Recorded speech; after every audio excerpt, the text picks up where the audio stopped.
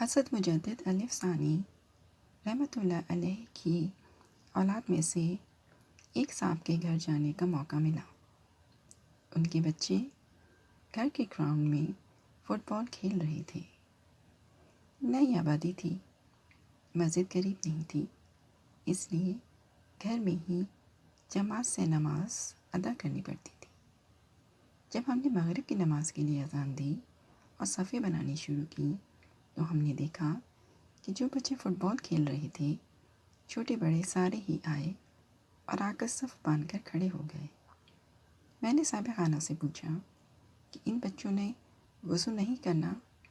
انہوں نے کہا کہ وضو کیا ہوا ہے۔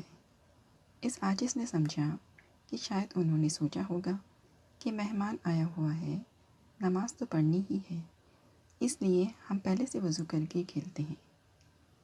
لیکن نماز پڑھنے کے بعد صاحبہ خانہ نے بتایا کہ ہمارے خاندان میں اوپر مشائخ سے یہ عمل چلا آ رہا ہے کہ کوئی بچہ جب 4 یا 5 سال کی عمر سے بڑا ہو جاتا ہے تو ہم اس کو جاگتے ہوئے ہوش کی حالت میں بے وضو نہیں دیکھیں گے۔